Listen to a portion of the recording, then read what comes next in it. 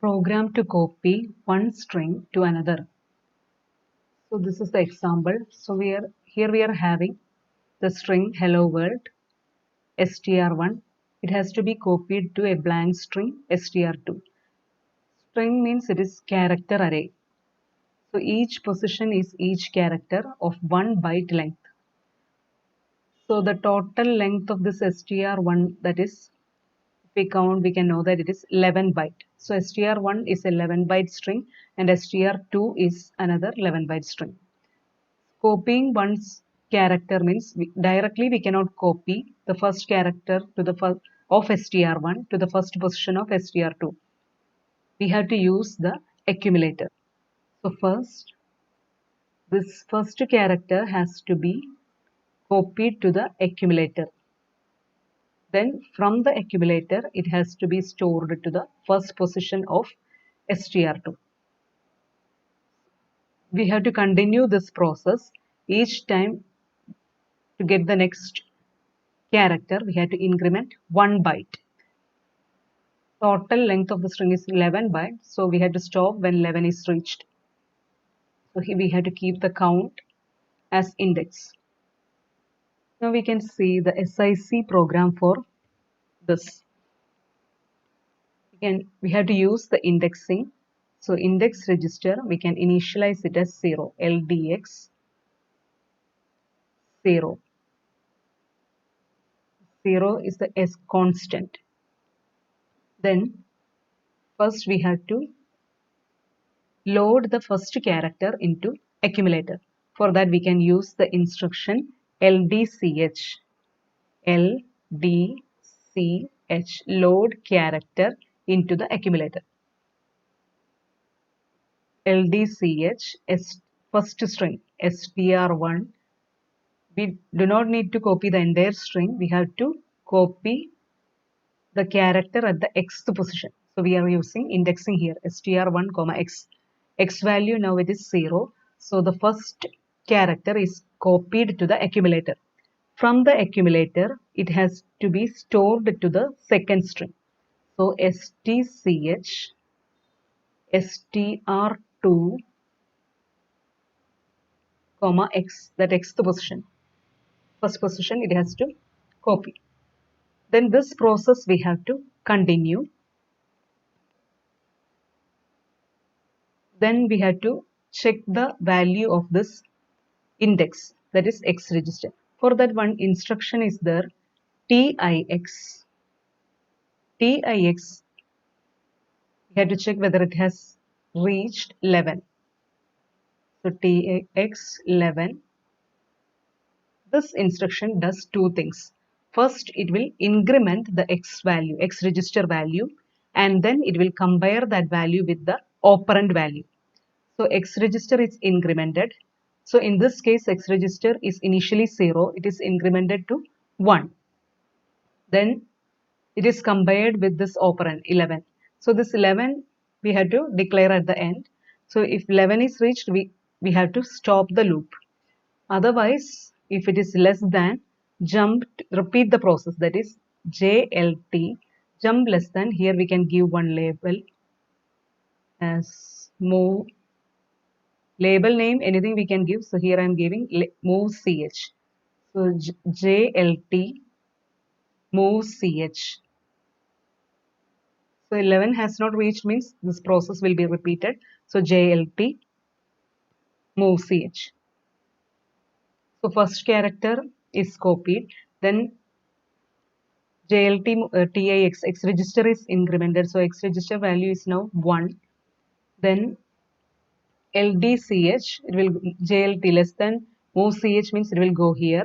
Then LDCH str1 comma x, which means the x value is 1 now. So str1 comma 1, that is the second character is loaded to the accumulator. Then stch str2 comma x, then it is copied to the second position in the str2. From the accumulator, it is copied to the second position. Again, this TIX will increment the X register and also it compares with the operand value 11. So this process continues. Now we have to declare what all variables and constants we have used in our program. So here we can see 0. We have used the constant 0. So here I can declare that 0. 0 is an integer constant. So I can use, for integer constant, use the assembler directive word. 0 word 0. Then next it is str1. str1 is a string. Here it is given in this example. It is hello world. So that is the string constant, the character constant. So I'll be using byte. Then the character, I can give the character here, str1 byte.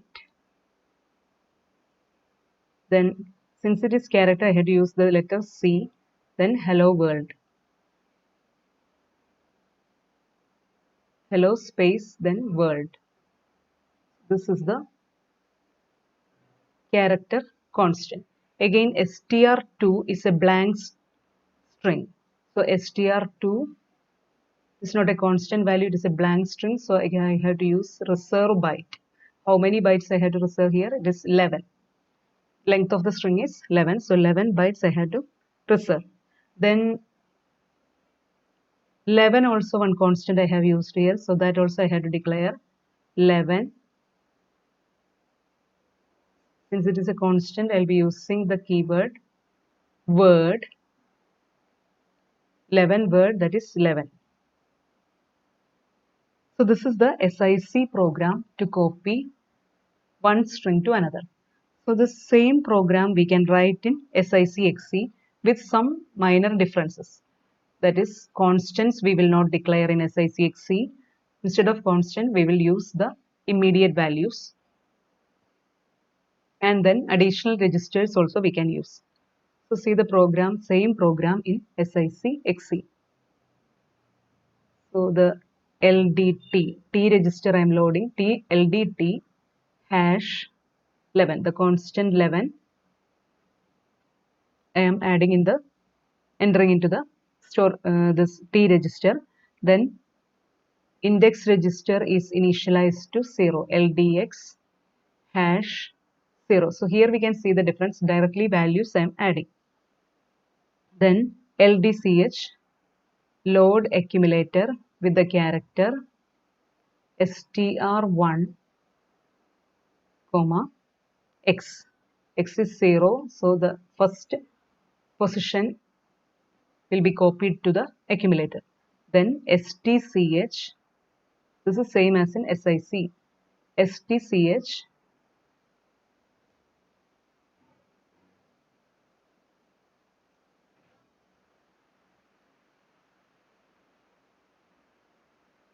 str2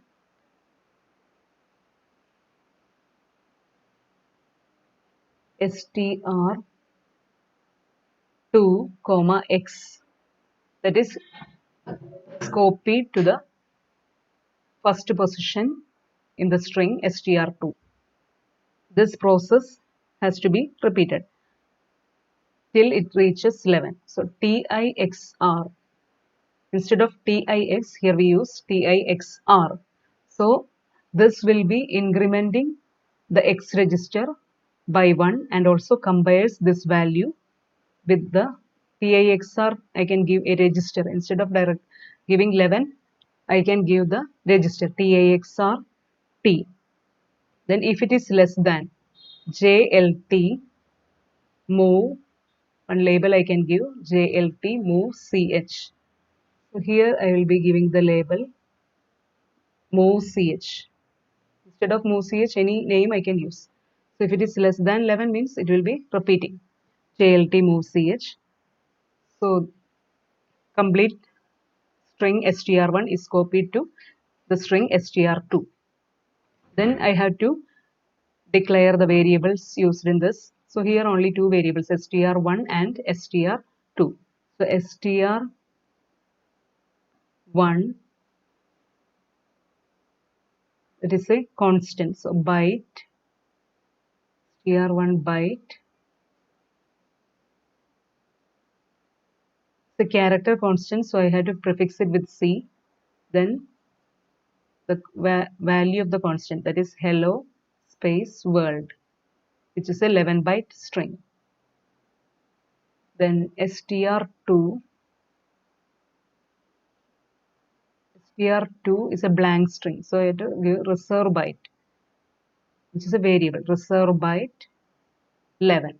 So this is the same program in SICXE, so with some additional instructions.